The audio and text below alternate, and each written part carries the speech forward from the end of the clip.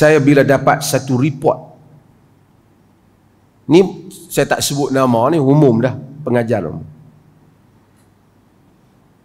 Hari itu ada pihak polis jumpa saya, cerita tentang kena bagi peringatan tentang orang ramai ni kadang-kadang kena scam tentang kutipan-kutipan duit ni. Bukan kita dengki orang kutip duit, tapi kutip duit atas nama agama. Sebahagian orang masyarakat, dia kata tak apalah ustaz kutip, takkan ustaz nak tipu kot. Ada satu tahfiz, siapa yang tak terlibat jangan kecil hati. Ni cerita bagi yang terlibat. Ada orang kadang-kadang dia buat tahfiz dia ada ke orang kutip duit seluruh negara ni bukan ratus ribu, juta. Pi ceramah kutip, bagi orang kaya di KL ramai, mereka pun bagilah. Tak ada audit. Tahfiz tu sepanjang tahun duk minta duit. Pelajar ada 30 orang tu ya. Kadang-kadang 20 orang, 18 orang. Hak sengit tu tak berubah lah. Kalau gambar hak sengit tu hilang, sekali nak kutip duit payah. Tiang yang sengit ke, bumbung yang sengit. Kutip. Sehingga individu ada duit yang banyak. Anak murid sentiasa tak cukup duit. Tapi yang ustaz yang tak terlibat, dia jangan kecil hati. Dia jangan kata saya tak terlibat, you tak terlibat. Saya cakap terlibat dan ini ada bahan yang kita sebut. Ustaz melancung keluar negara.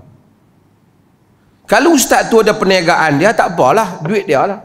Tapi kalau dia tak ada pendapatan, melainkan pendapatan dia tahfiz dia tu saja, orang bagi keluar negara. Kereta mewah, tukar kereta mewah. Kereta ni, hak mana ada tahfiz ni, yang tak terlibat jangan kecil hati.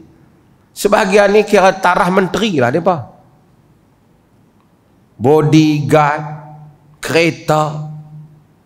Kita tidak dengki kalau mereka perniagaan mereka betul, tapi kita pihak berkuasa terpaksa melihat kepada mengelakkan salah guna ni. MAIPS sebagai satu badan authority collect duit zakat yang duduk di bawah, yang nguruskan tu raja, pegawai-pegawai tinggi kerajaan pun diaudit setiap tahun. Semua badan-badan majlis agama diaudit, kena audit. Belanja masuk, belanja keluar, bagaimana dibelanjakan. Alhamdulillah MAIPS kita ni dah berapa tahun, 10 tahun dah dapat lebih dah, dapat audit tanpa teguran. Maksudnya bukan sendiri punya audit, audit negara audit. Ini collect duit, siapa tak audit? Lepas tu ada pihak mari jumpa saya, bagi dokumen cerita. Yang tak ada datuk, pi nak beli datuk.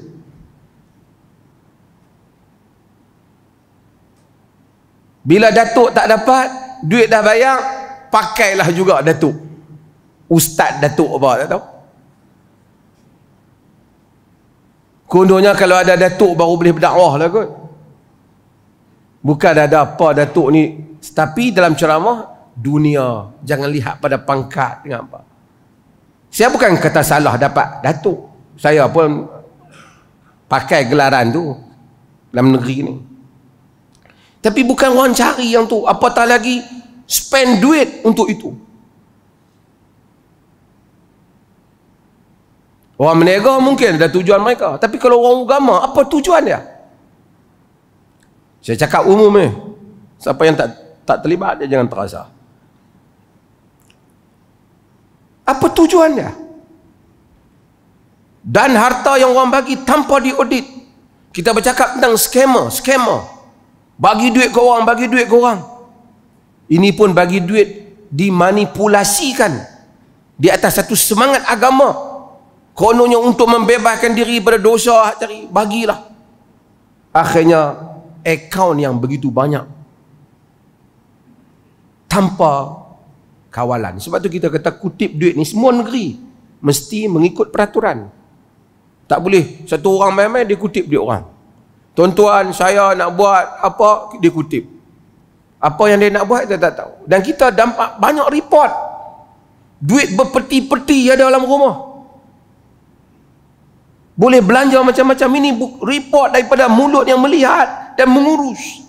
Bila berkelahi, mereka lari, mereka beritahu kita apa yang berlaku.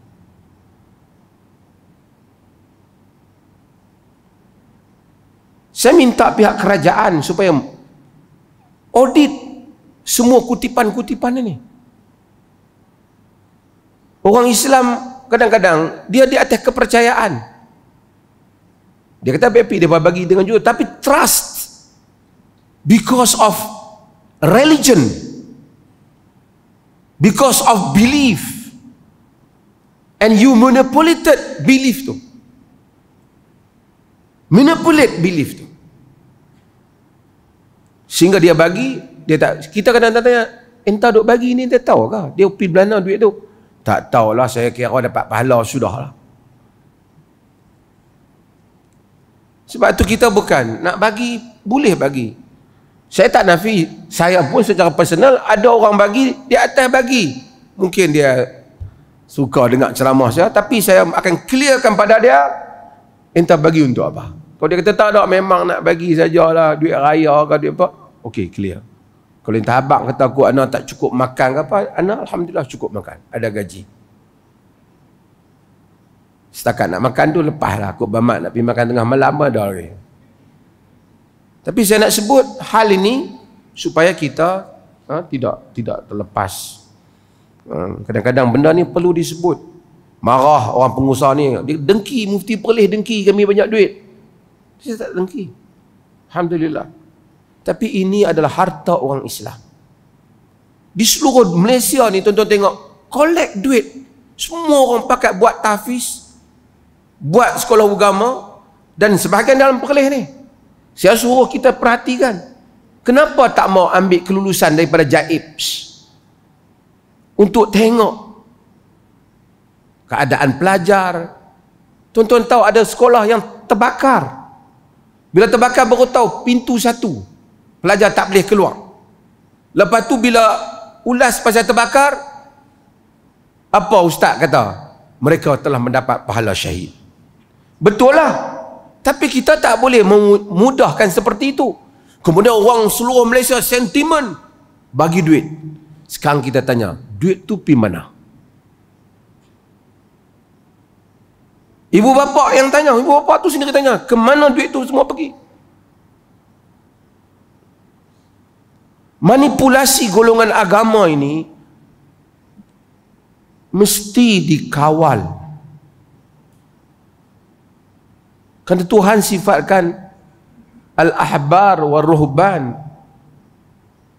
Orang agama ni la yakuluna amwalan nas bil batil, makan harta orang ramai dengan batil, sebahagian mereka. Pasal orang mudah. Tuan-tuan, saya nak jual ni sekian. Kalau tuan-tuan orang biasa, orang tak beli. Tapi kalau ustaz main abang, tuan-tuan, saya dah minum yang ni, hati jadi terang, bangkit sembahyang tahajud pun mudah, tuan-tuan pergi beli. Apa kaitan dengan sembahyang tahajud pula? Tapi mereka guna nama agama.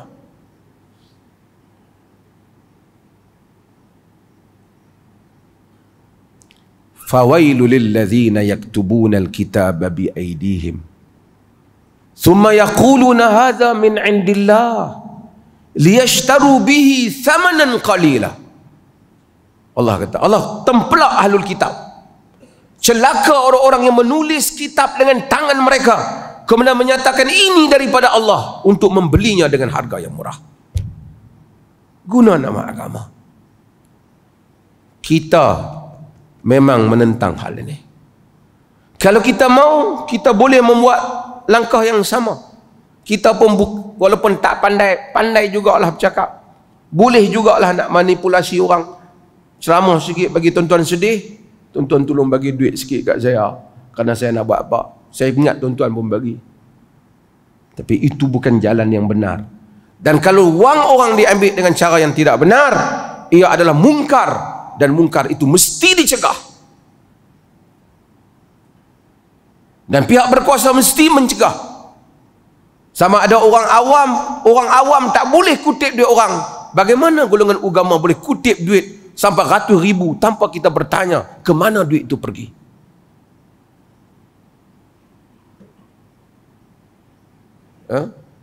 Sebab tu kita sensitif sebahagian tempat kutip duit.